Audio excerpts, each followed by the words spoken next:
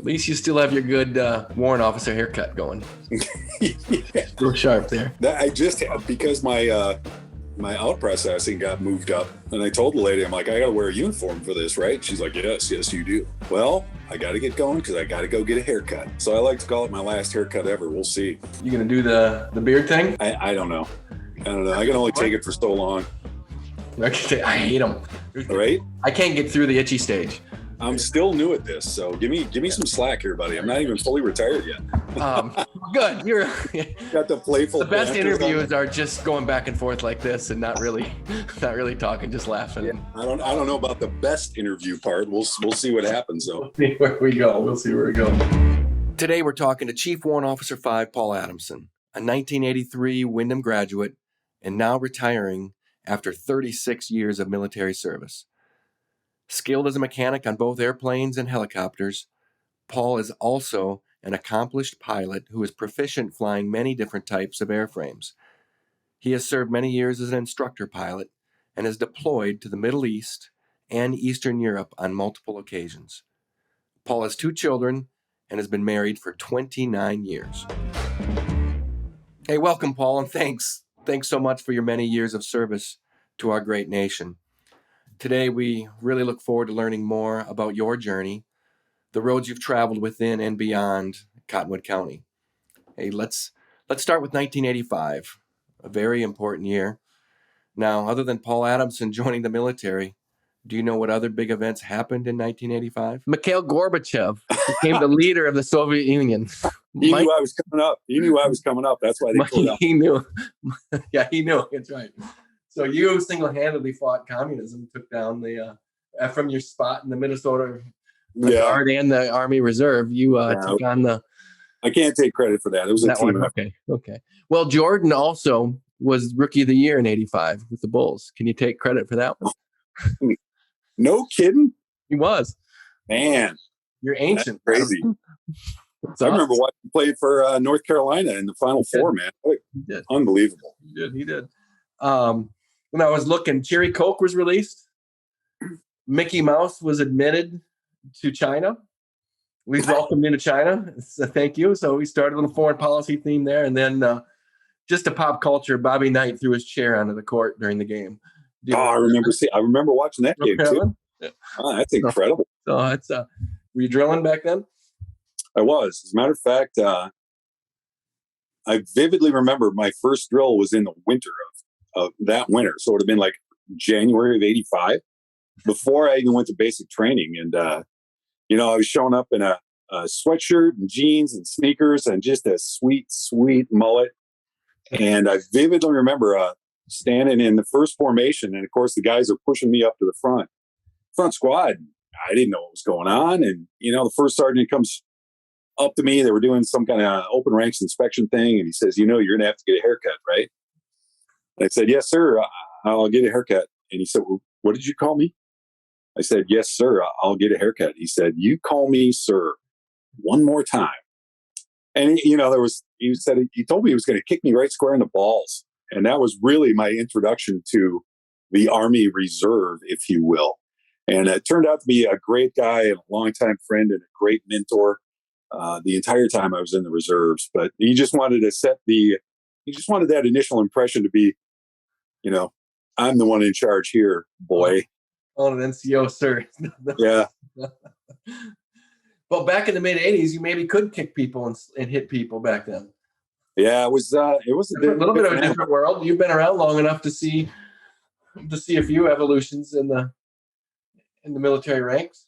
Yeah, I think when I joined basic training, it had gone from 12 weeks down to 8 weeks. And then I've seen a couple iterations where they tried to go up to 10 weeks and then back down to 8 weeks. And, the urban legend now is that basic trainees can pull out their yellow cards when they're feeling stressed and this, that, and the other thing. And I've never seen one. I can't attest to it. All I can tell you is back then it was a stressful environment, and there was copious amounts of getting screamed at and people all in your personal space. And so what did you do to combat the stress, to cope with the stress? What's the Adamson technique? Yeah, the Adamson, basically cry myself to sleep. I still do it to this day. for me, I just remember it was just wake up and take your beating and, make it to the next meal. And that was it. If you do this task, you get lunch. If you do this task, you get supper. After supper, after you do this task, you get to go to bed, that kind of thing. So it was for me, it was just one step at a time, one day at a time kind of thing. Quite possible you learned that ability by growing up in the Rolling Green neighborhood. Yeah. Learn how to survive, baby. Yeah, there was, you had to learn some survival skills, that's for sure. But let's face facts, man. You and I grew up in my opinion, right? If you weren't the last generation to grow up in that Tom Sawyer, Huck Finn lifestyle, you were probably the next to last, right? I mean, we ran around at night and we didn't do much. I mean, your parents basically kicked us out of the house at 8:00 in the morning and be back when the street lights are on. And in between football games, soccer games, baseball games, run around, riding bikes, going to the pool, this, that, and the other thing. And most of the parents on the block had like full parental authority, right? So if you were acting up, you were just as likely to get smacked around by Roberta Reeby as you were by my mom or Diane Keeker or Joe Falgren or the rest of them, So we got really lucky in that respect. But yeah, there was hierarchy, man. You were lucky; you never had to deal with the Carpenter brothers or Bob Carpenter Nyhart. brothers or the Reeds. Like said, your backyard was with Don Reed's kids there. Marshall and who are the others? Marshall was pretty tame compared to his sisters. His, Dawn, Amber, and there was another Teresa. Yeah, you got all three of those girls pissed at you at the same time. You were a goner, man. You were done. So the next interview, we're going to bring those three on with you, and we're going to do 30 minutes. We'll see you. And Marshall. I'd love to see Marshall. And Jason's a big shot doctor somewhere in the metro, isn't he? Hi, Jason. Yeah, he is. Is he at Northwestern? He was chief of staff or something there. Yeah, absolutely. Crazy. Something ridiculous. Look at all the success that comes out of that neighborhood. That little right. We have veterinarians and engineers and lawyers and chief of staff at major hospitals and me, helicopter pilot. And helicopter instructor pilots. Yeah. The pinnacle, CW5, Paul Adamson. Well, educate us a little bit. What is a chief warrant officer, and how'd you get there? And so in a nutshell, I'm going to use the biggest cliche ever, right? Warrant officers are the tactical and technical experts for the commander. You're supposed to know everything about whatever your specialty is. And, warrant officers range the gamut from supply to food service to intel. There's warrant officers in the legal corps, and aviation was my specialty, right? So a warrant officer is really, you're not in charge of anybody. You're just in charge of being the expert in your field. So if whoever I worked for ever had any questions about aviation, in particular standardization or mission parameters or helicopter capabilities or something like that, he would turn to me and say, Paul, answer that question, and I better be able to answer that question. So that in the simplest terms is, I'm that specialist, not a generalist like most officers. We are specialists in one field. So that's really it. And, I was really lucky when I was an enlisted mechanic. I worked for a lot of great warrant officers. And when the flight school thing came up, they kind of pushed me that way. And I was just lucky enough to be selected to become a warrant officer aviator. So raise your right hand the first time, and mechanic on all sorts of different types of helicopters. Yeah. Had to learn them all? Just Hueys and 58s, the venerable UH-1. Right? Like on all the Vietnam War movies. Yeah. And Bell OH-58, which is really, it is what it is, right? But started working as a mechanic on those, became a crew chief on the Hueys. And from there, I ended up as, I was a staff sergeant. I was E6 in the TI shop, the technical inspection shop, before I went to flight school. So, and I thought it was great. I tell the story all the time that if I would have had one more stripe, if I would have been Sergeant First Class Adamson, I probably wouldn't have went to flight school. Mm-hmm. And who knows? I would have retired as Sergeant Major Adamson. Yeah, that close. That would have been a trip, right? Yeah. Small little decisions point you go through have lasting impacts, no doubt about it. When did you think about that you wanted to fly back in the high school days, or did you just, it was never really in general? It was never really one of those conscious decisions. I'd always been interested in aviation. My uncle Paul was an Army aviator in Vietnam, so that was an influence. But I never ever remember sitting down saying, "Yeah, I want to do this for the rest of my life." It was never really just that overriding passion. This is what I have to do. I never had one of those moments, and it was kind of just, yeah, okay, I'll give it a shot. It worked out great, so I just kind of kept with it. So, influence of your dad? He spent a few years in the reserve, in the Army Reserve. It's not just my dad. It was everybody's dad, right? Yeah. Your dad, guys like Lyle Reeby, Jack Kelly, Ron Meyer, Dean Jocks, just on and on and on. All those guys really. And to be perfectly honest, I spent a lot of time and energy running from everything those guys were trying to teach me, right? Mm-hmm. Only to have that sudden realization later on in life, like, man, these guys were right about pretty much everything, right? So their influence was, and my dad's influence, your dad's influence, it was really just, don't worry about filling someone else's shoes, worry about filling your shoes. Mm-hmm. And that was really, really carried me through a lot of it.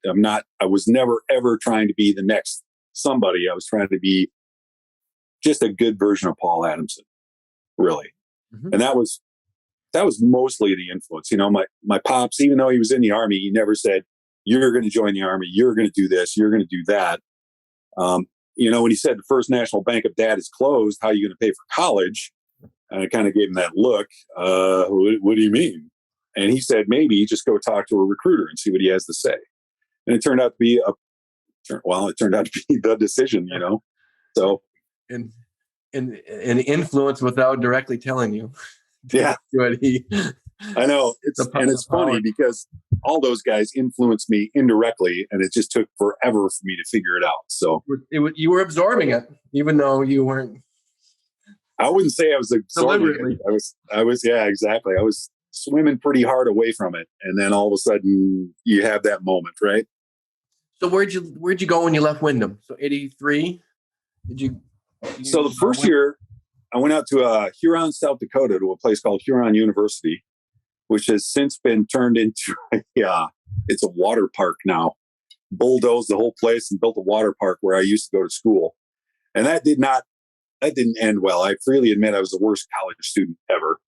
And from there, I ended up going to St. Cloud State, which for my second year of college, and that was pretty much the end of my university days.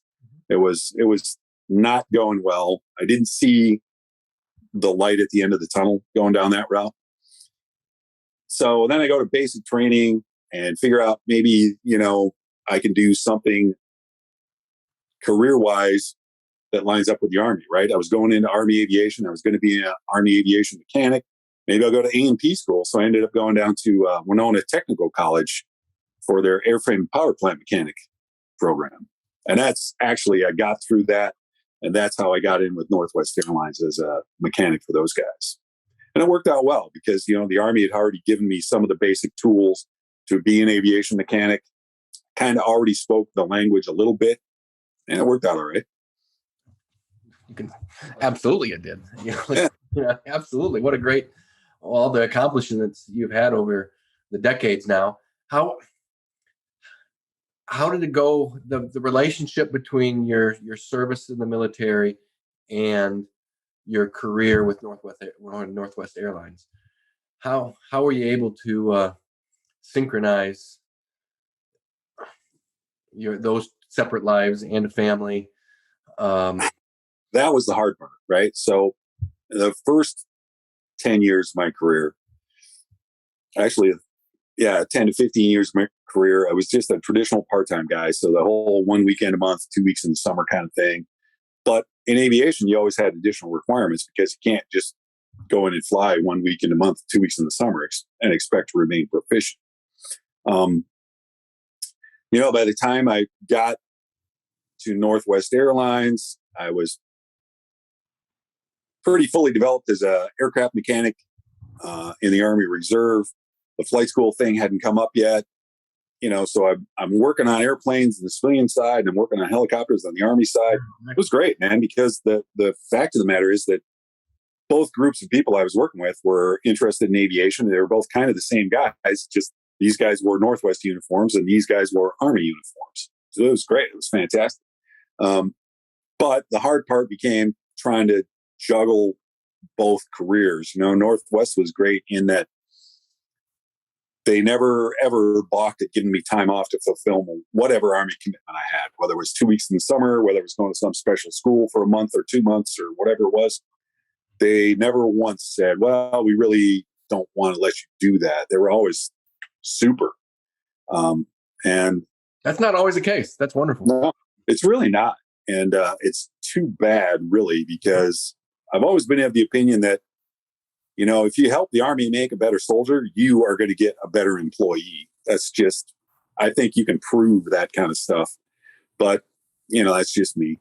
So Northwest was great. They always gave me the time I needed. The groups of people were very similar between Northwest and the Army. But as the deeper you get in a career, the more time you're putting into the Army, and inevitably the family was the one that was starting to suffer. I was working second shift for Northwest, and so I wanted to sleep in a couple times every now and then, and only to be met by my kids jumping up and down to bed at 6, 7 o'clock in the morning, and so that got to have some long days, right? And then you're always gone 1 weekend a month for sure, and 2 weeks in the summer. And here's the interesting continuity, right? Whenever anything bad happened to me when I was growing up, Pop was always gone on his 2 weeks. And whenever anything bad happened to my kids when they were growing up, I was always gone for my 2 weeks. So that's that interesting parallel. The family put up with me being gone a lot. Yeah, I would think, especially in the Iraq years, other than maybe military police, not many people got buzzed around as much as pilots. You guys put a lot of time in, and then you have to stay proficient. And in addition to deployment times, the prep times, the time at Rucker, I'm sure. Maybe just talk a little bit about that. What that looks like, the operational tempo of a warrant officer, a pilot in the Army Guard, and what is required of you to really continue a career, what is needed during the war years, how it kicked up, and then how you put the angelic wings on your family, and how they had to endure a lot of sacrifice themselves. So kind of take that where you want to go, and we'll kind of just have a conversation about what does 20, 30 years look like when you're pushing that button. For about 20 years, I mean, the fact of the matter is, in Army aviation, especially as a pilot, and I'm sure in other career fields, there's, the goal is move up or move on. You need to progress throughout your career. And in Army aviation in particular, the first progression is become pilot in command, right? They will throw you the keys to a helicopter, and they will assign you pilots and say, be careful, don't wreck that thing. You're signed for it, right? Mm-hmm. And that's the first big step. And, that's one of those deals where a lot of intangibles, right? Guys will either look at you and say, yes, he can do it, or this guy needs more training. This guy needs more help. And, I was lucky. We talked a little bit about my mentors, right? Guys taught me the right way to do things pretty much throughout my career, right? And you have to be a sponge and just soak that stuff up. So I was being taught the right way, whether I wanted to absorb it all or could absorb it all or not. And then once you become pilot in command, right, then it's like, all right, now the floodgates are really going to open, right? Because you have to become what's called a tracked aviator. So you have to learn another specialty, right? Not just flying, not just being a pilot, not just being a pilot in command. You have to learn safety. You have to learn maintenance. You have to learn standardization, or how to instruct.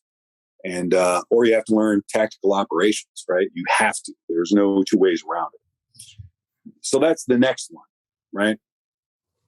And now, parallel to that, you got your aviation career and your aviation tracks.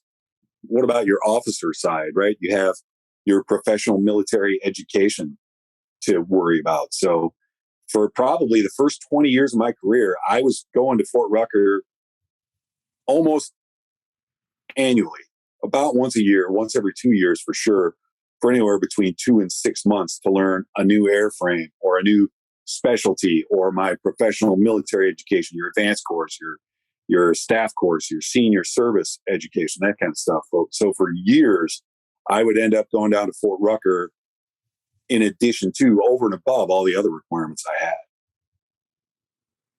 So over time, you've become an Alabama Crimson Tide fan above a Minnesota Gopher fan with all the time.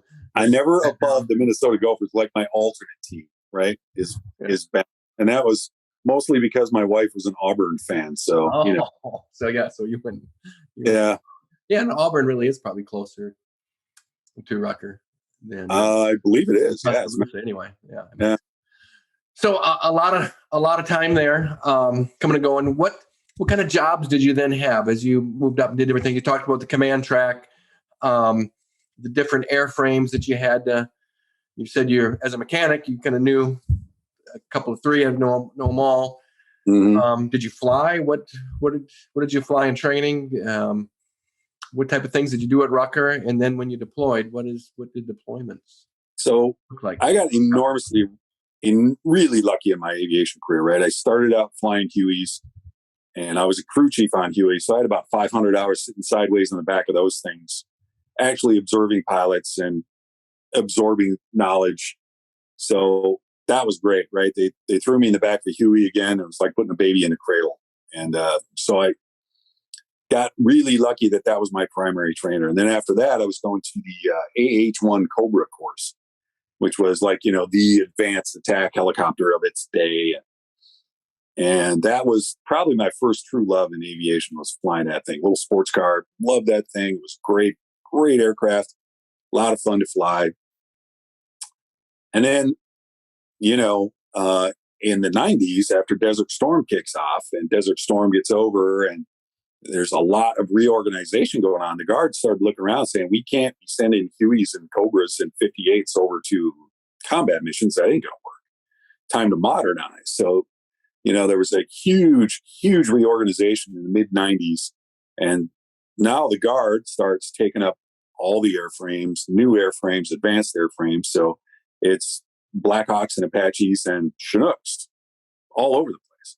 Go learn how to fly one of those. So I ended up going to the Blackhawk course, ended up going to the Apache course because Minnesota was going to get Apaches for a while, and then ended up flying the CH-47 Chinook, which is where I got my deployment. Well, most of my deployment time. I did go to Bosnia as a Blackhawk pilot. And after that, the Chinook thing kicked off, and that's where I did the majority of my tours were in Blackhawks, and not Blackhawks, Chinooks. When would have you been in Bosnia? I was in Bosnia in 2003, 2004. And oddly enough, I just saw a Cottonwood County Citizen article with myself, Eric Olness, and Mark Weens. Were you all over there at the same time? We were all over there at the same time. They were doing the infantry side, and I was working with the aviation side. And it was one of those deals where this might be before your time, but there used to be a thing about people would carry a copy of the Citizen with them and take pictures in exotic locations, and look who's reading the Citizen now, and blah, blah, blah. So these guys got a hold of me, said, hey, we're going to do this. And I'm like, okay, why not? You went and found Milosevic and took a... Yeah, I wish. Milosevic reading the Citizen together? Us and Slobo. Hey, check this guy out. So the three of you, I got a picture of you guys in Eastern Europe doing that. Yeah, it was hilarious. And it was one of those deals like, what are you guys doing here? Like, what are you doing here? So what do you do? What's the purpose of a helicopter pilot in a place like that? What are you doing? So in Bosnia, it was just stability and support, right? So there were forward operating bases and contingency bases all over the place. And we were designed and built to support them. So, take these guys up here, take these guys down there, take this stuff to a different place, do logistics runs, do supply runs, do training runs, that kind of stuff. We were lucky in that the intensity was gone from Bosnia by the time we got there. No combat operations, all just stability stuff. And so it was great, right? It was like intro to combat, 101. You got to do this before you do the real stuff. And yeah, we had real missions. We did real stuff in real weather under, less than ideal conditions. So it was truly, it's like, man, this is kind of cool. You focus on your job, you do your job to the best of the ability, and you get stuff done. So that was kind of a lot of fun. Unfortunately, that focus really changed and became very narrowly defined when you got to Iraq in 2006, 2007. So my first tour was right in the middle of the surge. And man, you want to talk about jumping on a fast moving train. We fell in on the 101st, right? The mighty 101. And these guys were like, come on, you guys got stuff to learn. No real time for questions. Just like, you stole as much as you could steal and absorbed as much as you could absorb. And 2 weeks later, those guys were gone. And it's like, here we go. Let's go see what this is all about. And over there, the threat level was greatly increased. Just the environmental conditions you were fighting against. Ridiculous, man. You're flying around at 2:00 in the morning and it's still 120 degrees. Come on. Where's the sandstorm tonight? Where's this? Where's that? So that was really, it was night and day from what I did in Bosnia to what we did in Iraq. What kind of missions were you running? Was it support or some combat attack? Were you in Chinook the whole time there? Yeah.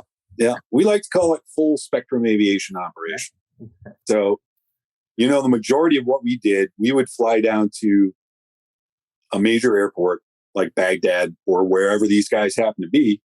We'd bring 3, 4, 5, 6 Chinooks down there and load up all these troops and take them out to wherever they were going, because we're still, dudes are pouring into that country left and right. And the only way to get them out to where they were going was by helicopter. So we spent a lot of nights just moving dudes to and from. And then, of course, they need supplies, right? And C-130s can't get everywhere. So we would fly down to major supply hubs, load up with all the stuff we could carry, and then fly out and just drop off whatever they put into all these fobs all over the place.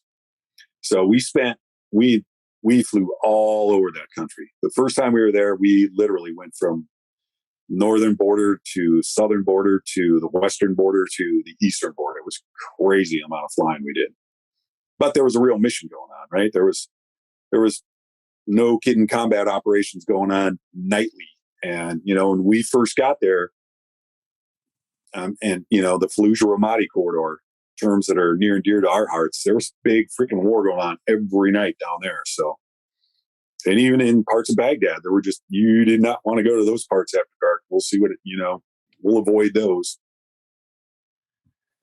Did you, as you look back, times where you really had to evade ground fire or some other types of situations where it was a little bit more than...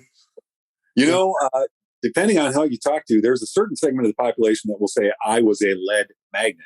And no, they were the ones getting shot at. I just happened to be up front. There's a few situations that were like, wonder what that is. Oh gosh, it's bullets. Let's get out of here. And there were bad guys trying to get you. So it's a big target. What's unique? People that maybe aren't familiar with what a Chinook is, how would somebody know what a Chinook is? A Chinook is the great big one with two rotors on it, right? Or I don't know, can I use a pop culture reference? You ever see Suicide Squad? That's the one they were in the back of and get shot down in wherever they were, Metropolis or Deadpool, right? When they jump out of the back of Deadpool, the X-Force, they were jumping out of the back of Chinook. So So you can carry a lot. It was used a lot. It could carry a lot. Could get into places. Um, Made it all over Iraq. So obviously, we're indebted. So thank you for all that you did and do. I know you don't think like that, but that's wonderful. Talk a little bit about the relationships. I mean, obviously the mission's fun and exciting. Um, Days go quickly when you have that. In some ways, it's nicer when you're there. You don't necessarily want all that type of activity, but it's kind of nice to have it at the same time too.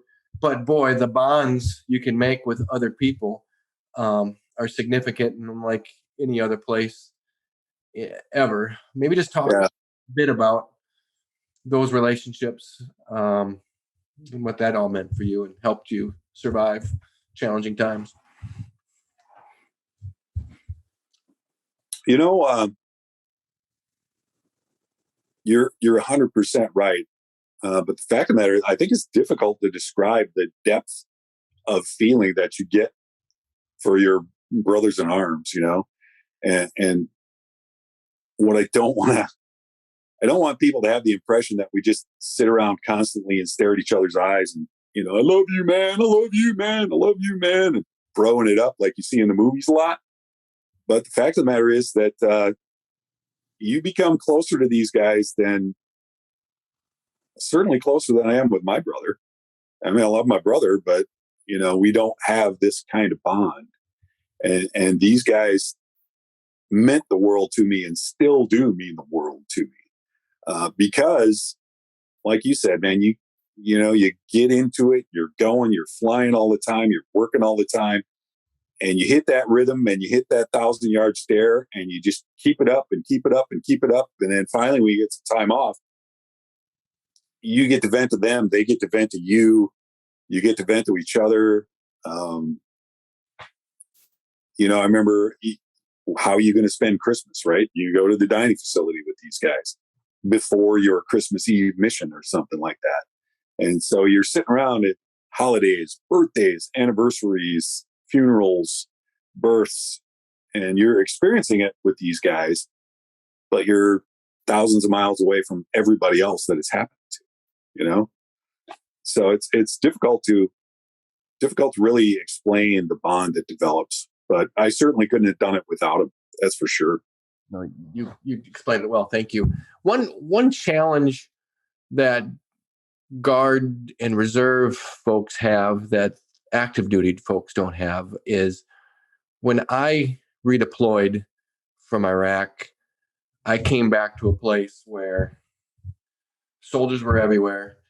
Families who had similar experiences were everywhere, and we could kind of continue to lean on each other.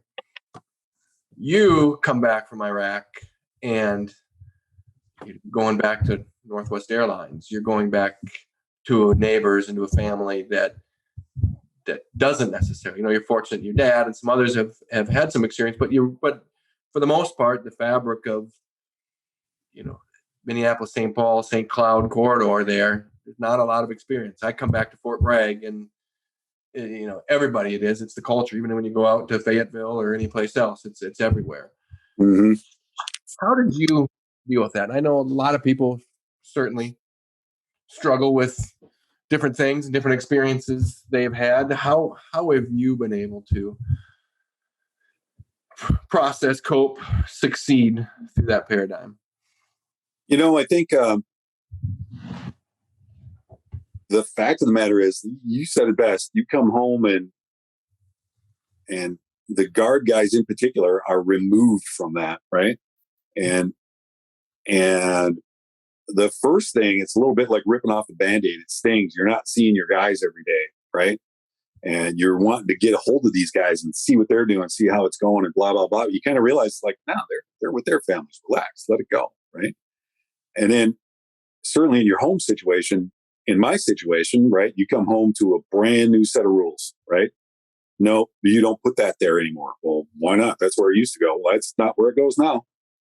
So you come home to a brand new set of rules, and you're not the head dude in charge anymore, right? It's you got to figure out how you're going to get back into. I love the Army. They always called it the new normal, right? And it is kind of the new normal. You got to figure that out. How do you cope with it? Everybody's different. Some guys obviously do it better than others. For me, it's always kind of been, I've always wanted the Army is what I do. It's not who I am. So I've always tried to have that separation between what I do and who I really am. Sometimes it works, sometimes it doesn't, right? I've been fortunate in that, especially in reintegration times, I am able to separate it a little bit more, especially when I don't have to go to work every day or something like that, and just get back into the swing of things in terms of, what's going on in the South Metro. And, it was difficult when the kids were still in school and, middle school, senior high, junior high, that kind of stuff.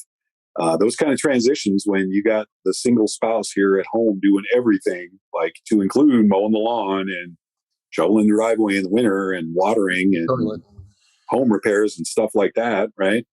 You just kind of feel like, I can help, I can do something. No, just sit there and relax. But when you see that situation and you're able to acknowledge that situation, then it's pretty easy to just sit down and step by step, nice and slow, take it easy, talk through it, relax. You're not a W5 here. You're just dad. You're just husband. You're just, suburban dude. Relax. We'll figure it out. We've been figuring it out. So that mindset, especially, that you made a great point. Hey, my identity is not the Army. That is going to, help you even now as you retire into the next chapter, the third quarter. And I've always heard that, I've always heard that the guys that have the most problems are the guys that were unable to separate, Lieutenant Colonel from Dan, CW5 from Paul. I like to think I haven't had that problem. Obviously at work, it's a different, I am who I am at work and I am who I am at home. But sometimes that line gets real blurry, and I've had, even now when I've been forced to face the end of my career here, it's like, wait a minute, I'm not a big shot anymore. What's going on? Yeah. You never really were a big shot. You were just a cog in the chain, man. You were just helping the machine go. Communication while you're deployed. Obviously, our predecessors who fought in Vietnam in previous years didn't have the access to back home as we have.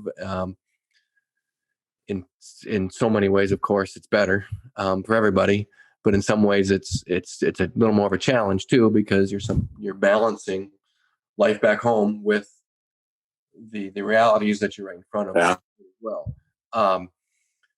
But talk to the good and the bad. I mean, there's nothing bad about that, but the good and the challenges. Just where technology is a wonderful thing that you can come off a mission, get off duty, go back to your hooch, and fire it up, tablet or whatever you have, and say hi to your bride and your kids. Mm-hmm. Pretty special deal. Maybe any moments there or things that you recall from.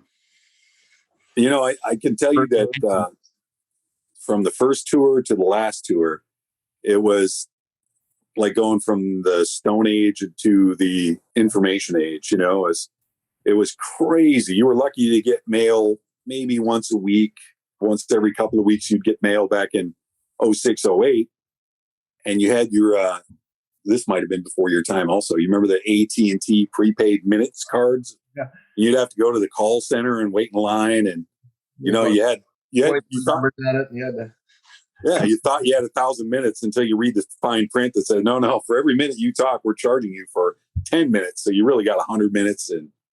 And that was, man, what a pain that was. You talk to them once a week, once every other week, something like that for a few minutes here and there.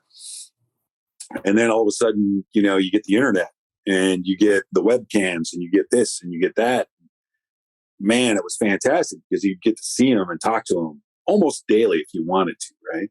And really the only curse was that, when times got busy and when things got bad, maybe if you didn't get a chance to talk to them that night, the next day it's like, you didn't call last night. I couldn't sleep. How dare you? I was busy. I'm sorry. I had stuff going on. And then there are guys that, the last couple of times, there were guys that were actually on the phone with their family, and all of a sudden bombs start going off around them and rockets start winging in. Gotta go. Gotta go, honey. And then, fortunately, I never had to do that. Mm-hmm. But, boy, you see the look on those guys' face when they ended up calling back the next day or next couple of days, and they get an earful from their loved ones about what in the actual. It's like, war zone, honey. Sorry, I'm fine. I'm talking to you now. Just had to blackout every now and then. The other really hard part is, it's hard to impress upon the young generation that really, they really want their internet. They really want their internet. There are just things that you can and cannot say, and things that you should and should not say. And sometimes, guess what? If something really bad happens, we got to turn the internet off. Mm-hmm. And boy, you would think you're asking to cut their hands off. I'm sorry, I'm going to cut your left hand off now. What? No, we're just going to shut the internet off for a couple of days. Talk a bit about just the homecoming back. You talked about the reintegration, but just maybe talk about how things changed even with our society itself, just embracing the troops. Phone calls, Skypes, FaceTimes, whatever people are using nowadays are great, right? Just the everyday, hey, did you order this? Did you do that? Blah, blah, blah. It allows you to get the nuts and bolts stuff done. And I'm sure you've felt this, and I'm sure you've seen this. There is nothing like going down to the TOC or going down to the headquarters hooch or whatever, and they got the list up that says you have mail or something like that. I got mail for you. And you see your name on top of that list, and you're just, I got mail. And, it could be anything. It could be like, you get the little crocheted, we used to get stocking caps that were knitted by Lutheran church basement ladies, right? Interact. Gee, thanks. But it's fantastic. You love that, right? You get the 3-month-old Girl Scout cookies. I love them, man. Throw them in the freezer and, you eat 3 or 4 of them. They're disgusting, but you're going to eat them because you got them in Girl Scout cookies, yes. As far as the homecoming stuff goes,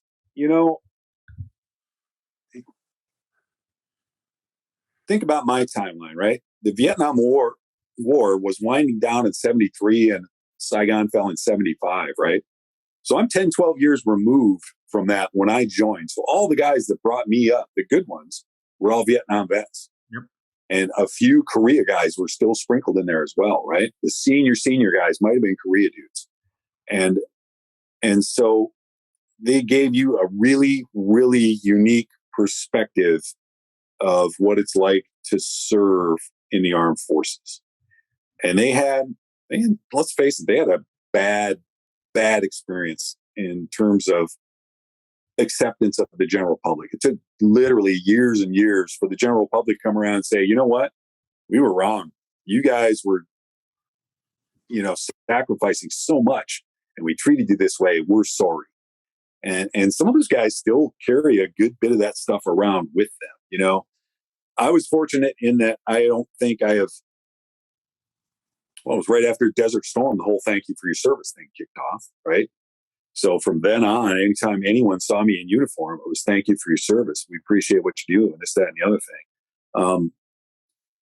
It's, to me personally, it's kind of embarrassing.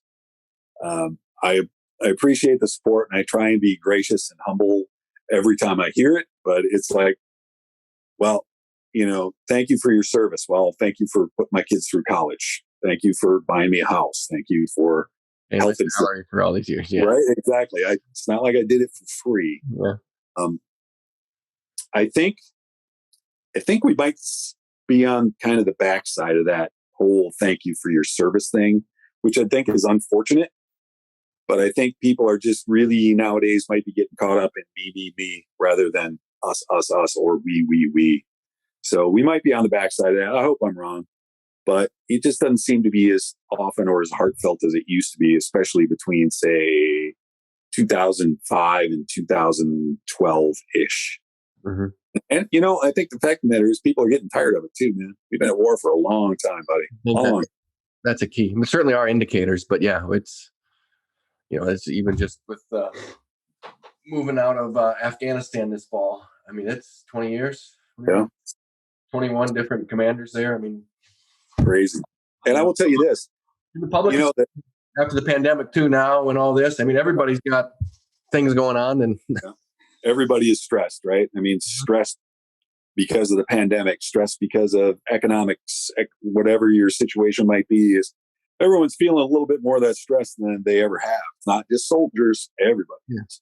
I will tell you this. I've been fortunate. I've met people from every major conflict since World War II, right? Yeah. Met World War II guys, Korea guys, Vietnam guys, Panama guys, Desert Storm, Desert Shield guys. And they all, whenever I talk to these guys, they all tell me the same thing. Thank you for your service, right? Mm-hmm. World War II guy, thank you for your service. Korea guy, thank you for your service. Vietnam guy, thank you for your service. Well, let me tell you about one time when the generator went out for 3 days and I couldn't take a shower.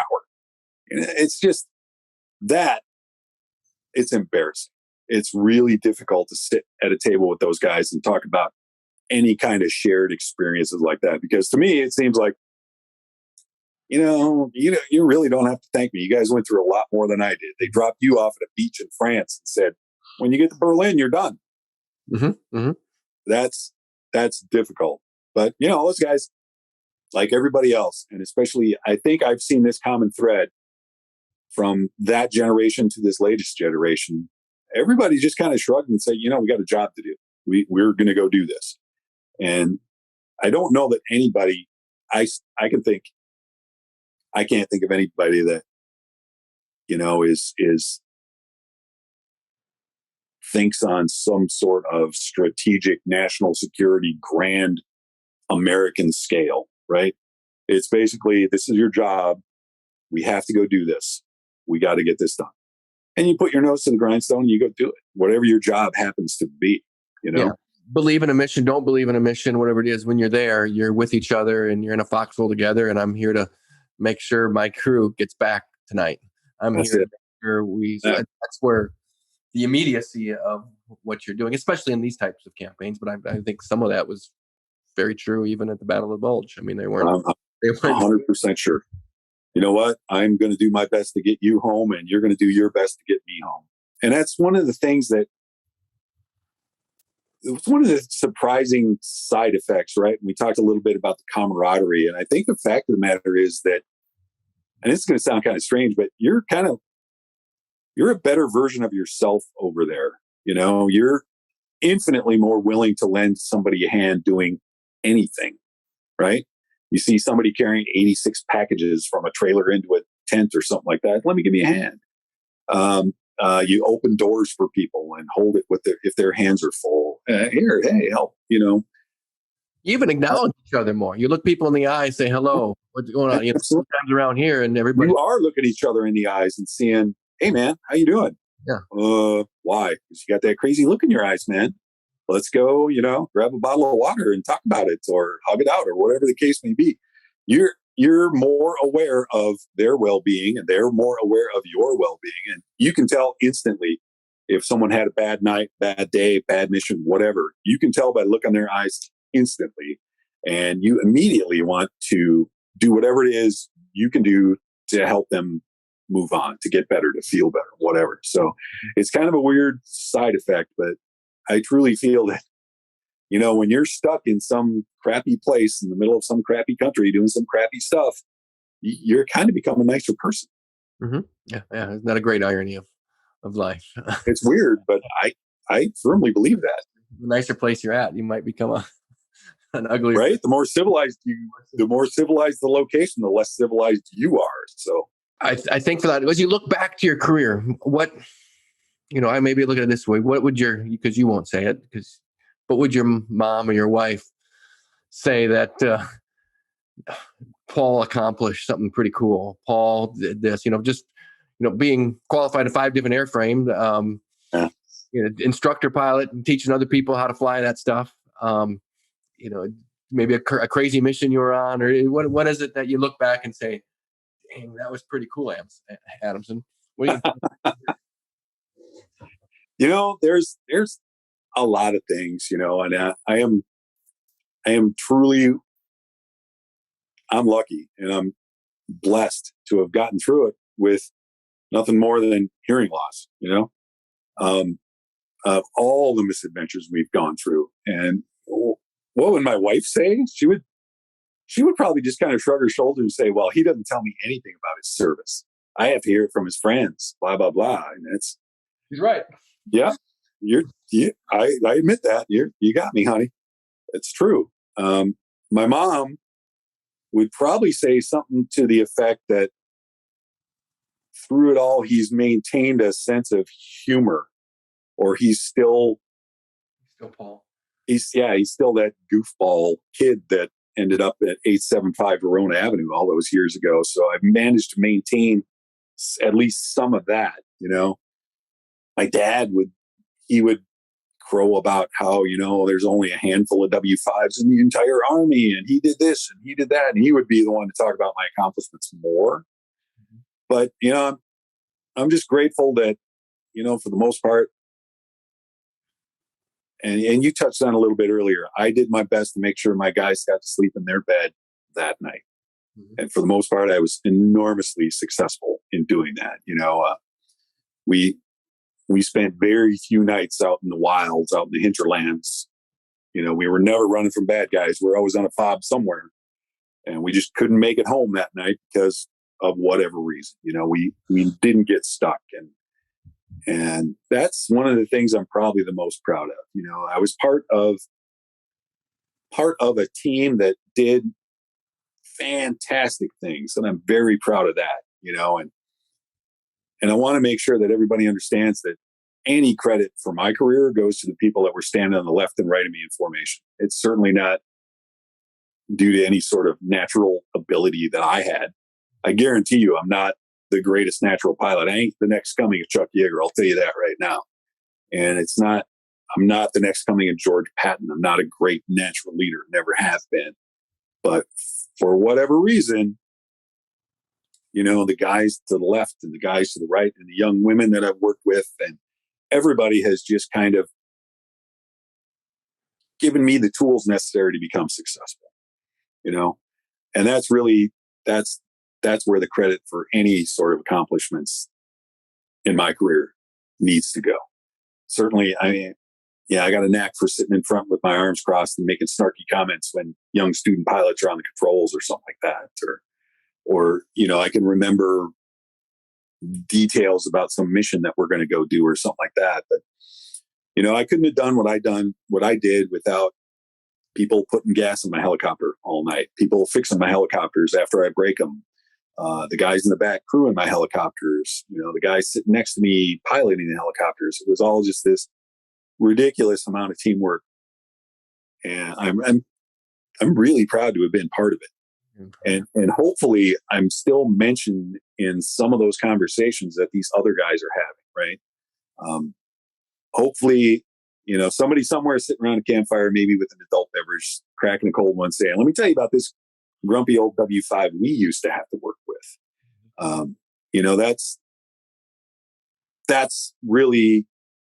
That's all I need. I don't need any kind of accolades. I don't need any kind of awards, something like that. If I'm mentioned in some funny story somewhere, or some guy at some point says this guy was an influence on my career, that's plenty good for me. Well said. Thank you. That's awesome. What's next for you? You're so here we are in July. You keep asking me this, and I tell you I don't know. I don't know. You know what? Maybe after this summer. It's been 30 years since I've had a summer off, right? Yeah. And I get to do stuff on the weekends, and that's kind of crazy to me right now. It's like, oh yeah, I don't have to go anywhere this weekend. I don't have to get a haircut. I don't have to get a uniform. I don't have to do this. I don't have to do that. I don't know what I'm going to do career-wise, and I'm blessed that I probably don't really have to do anything career-wise, right? But what I've been thinking about lately is that, the majority of my adult life has been spent in service to the nation. And now I'm wondering if I can maybe shift some of that service to a more local focus, right? And I know that there are people here in the great state of Minnesota, in the metro, maybe outstate, wherever. Maybe they can benefit from some of the experience I've had. Maybe they can benefit from, I don't know, me just pushing a broom around someplace or something like that, that I think would be gratifying. And I think that would be kind of fun. But what does that look like? Like I said, it could be pushing a broom in a warehouse somewhere. It could be maybe volunteer work somewhere. It could take the shape of a lot of different things. A lot of young men and women that need to learn a few things about using their hands and how mechanics and right? machines work. I think the next 10, 15 years are going to be potentially tough on that front. There's a lot of people have shed that. So maybe that's Absolutely. It could be. There used to be 1, 2, 3 aviation maintenance schools here in the great state of Minnesota. Now I think there's one. So kids just don't want to be mechanics anymore. And I think, are you crazy? Let's think about this for a minute, man. If you get into machining, if you get into aviation maintenance, if you get into, woodworking, welding, I mean, there's numerous careers out there right now. You're going to make a lot of money. You're going to work with a lot of great people, and you never have to be in a cubicle either. Exactly correct. You're going to enjoy yourself. Will you become, Jeff Bezos rich? No, probably not. But you'll be able to go anywhere you want in the nation to do this job, right? And I would love to be able to, how do I impress that upon the youngsters nowadays? I don't know. I would love to be able to talk to some group about that particular topic. But I think Mike Rowe already does that on YouTube. So dang it. Paul Adamson works. Not Mike Rowe works. Paul Adamson works. Yes. Yeah, there you go. Minnesota works. Let's do it. Yeah. Obviously, thanks to you. Thanks to your bride and those kids for everything that they've done. Any final pearl of wisdom to share with the greater Cottonwood County community? Youngsters coming through today. I'll share with. Go ahead. I want to share with you when I first started. My old man's been saying this for literally decades, my entire life. But when I first joined the Army, he looked at me dead in the eye. He was pretty serious, and he said, "Look, if you're not the smartest guy in the room and you're not the most talented guy in the room, you better do your homework." And it took me a while to I was wondering, did my dad just call me a low-grade idiot, a functional moron? What's going on here? I don't quite understand, but turns out he was right. I never was the smartest guy in the room, and I never was the most naturally gifted guy in the room. But I like to think that over the course of my career, very few people could outwork me. Very few. And it's always been, this is going to sound kind of hokey, sound kind of corny, but I think people have lost sight of the fact that, in my opinion, the American dream is kind of based on hard work equals success, right? You got to put some effort in to get something out of it, no matter what it is you want to do. Whatever your version of the American dream looks like, nobody's going to hand it to you. You got to go out there and get it. You got to work for it. I was fail a couple times too. Oh man, you got to get up, get checked. Get up. You got to stand in front of the dean of students at St. Cloud State University and hear him say, "Yeah, no, you have to leave." Technical stuff, right? And it might take you a few times, but you got to get up, stand up at least one more time than you fell down. That kind of stuff. Mm-hmm. So that's about it, really. I love it. Well, enjoy the final couple of weeks of time on active duty. I think I'm down to like 13 days in county, buddy. 13 days? Yeah. That's great. Yeah. Enjoy every one of these days, every one of these evenings. Enjoy that you don't have to come up with itinerary to go to Fort Rucker anymore. Yeah. Enjoy that no one's going to control your schedule anymore. Well, I think my wife would probably take exception to that, but. Well, it's better for her to control it than Uncle Sam at this point. I'm glad. That correct. Good for her. Tell her to put a drill sergeant hat on. And, no, I don't think that's going to happen. Thank you. No. Well, give her our best. Please, thanks to her. And when you see your parents, please give them a high five, big hug. Yeah, absolutely. I'll do that, bud. All of Windom. Yeah. Thanks for your time, Paul. Good stuff. Appreciate it. Hey, thanks, Dan. Appreciate it, man. Talk to you soon. Ciao. Take care, brother. Dan Keeker here.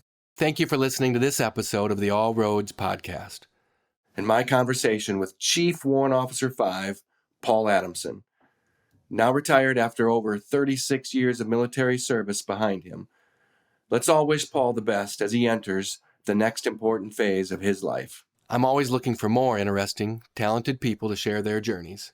If you have any recommendations, please email me, Dan Keeker, at allroads@dankeeker.com. Now, the spelling on that last name is Kuecker, so it's DANKUECKER.com. That email address again, allroads@dankeeker.com. Until then, make the most of this and every day. Go travel your road with a purpose and a smile.